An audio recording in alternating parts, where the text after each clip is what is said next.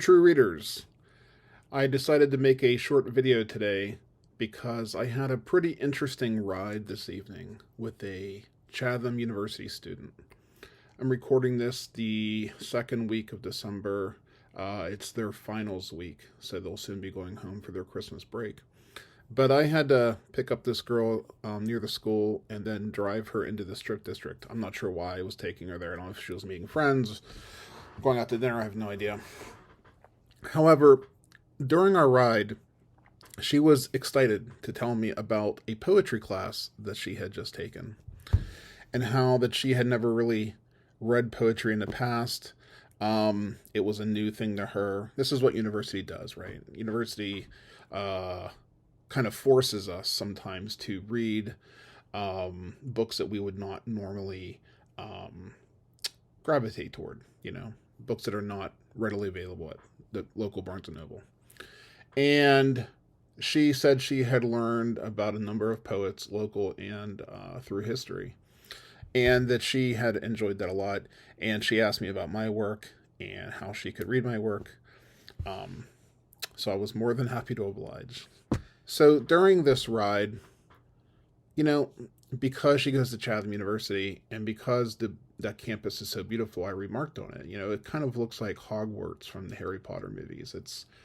There's a very long tree-lined serpentine road, and the buildings look almost medieval. They're rather magnificent on this hidden hillside off of Fifth Avenue in the city.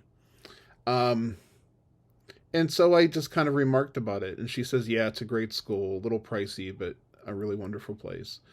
And that got me thinking, and I said, just as a offhanded comment, I just kind of said, and I guess I meant it to be humorous, but I said, I wonder how many people who work there can't afford to buy homes. And then she just kind of like uncomfortably laughed. And I, in my role as a taxi driver, I'm not supposed to be like an anarchist or a crazy poet. I'm supposed to be customer service oriented. So I kind of apologized and I said, hey, look, I'm sorry to be political. I was just curious. It's just something I think about a lot. I'm very working class oriented. My work is very working class oriented. That's just what I do.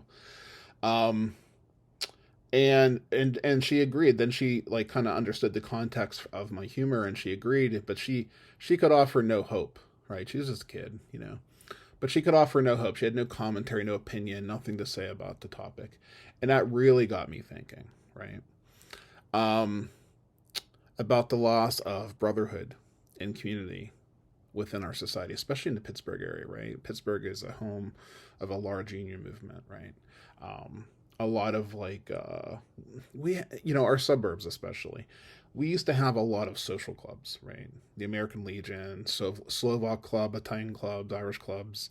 There are a number of African American joints for those communities. And, I've noticed, especially as a taxi driver, just driving around so much, as the taxi poet, I should say, that a lot of those clubs no longer exist. My father was a member of the Slovak Club. It was an extremely pro-union, pro-worker bar and pool hall that you had to have a membership to enjoy. And I feel like we're missing that these days, right? I know that a lot of people are trying to understand inflation. I mean, this is not a political commentary here, but we have to, a lot of us are trying to grapple with our modern society, right? And recently I've had to ward off a couple of people a couple of riders in my car who have criticized me to the company in order to get refunds. One person said that I asked for money, extra money, in order to complete a ride for them, right? Which is a big no-no with the company. You have to do the ride for what the company charges. You can't ask them for any more money. If you do that, you can get fired. This is something that riders will pull, scam, in order to get a refund. Because, quite frankly, these companies are charging $20-$30 sometimes for short rides. And a lot of people just don't have it. If you make $10 or $12 per hour, you're going to try to find a way to get your money back. And also get home or get to work. So anyway, that thought process started churning in my mind with this rider in my car, this young girl from Chatham University.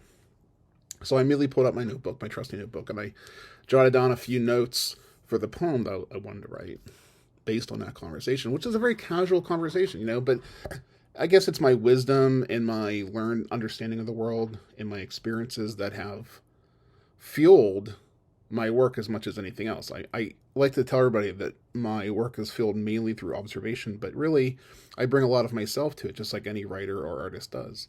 And this one is definitely more of it's definitely more of a conjecture than it is an observed understanding of the world. So, but anyway, I have it. I've written it.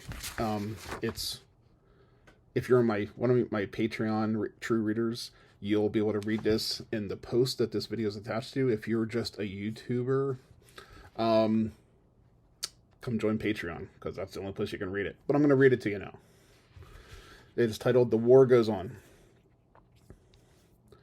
There is no equality nor equity among the proles. That foundational respect is lost to the profiteers of collapse. In its place is only power. Its reign of devouring rage fills the vacuum of brotherhood, the husks of which are discarded by the walking dead to wither until dust. In total brutality, power shoves wet sacks of old grief onto the shoulders of the damned, while mobs in the shadows wail and moan for violence. Power's war is a slow pollution for certain, but it is waged with a relentless desire for blood. The war goes on. It continues forever. It only ceases for the individual once the spirit gasps for its last suffocated breath.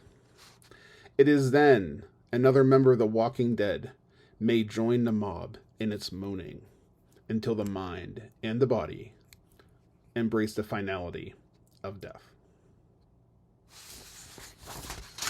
So, I don't often read poems that I author on video, but I want to do that more when I can.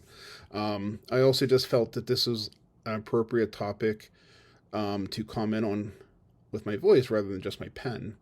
I have a lot of interesting taxi rides, but to the outside observer, they're sometimes only interesting to me. The girl from Chatham University that I drove this evening, that conversation was extremely short and casual, rather boring to anybody else. It was only my imagination that kind of gave it life, I think. And hers, because she became rather,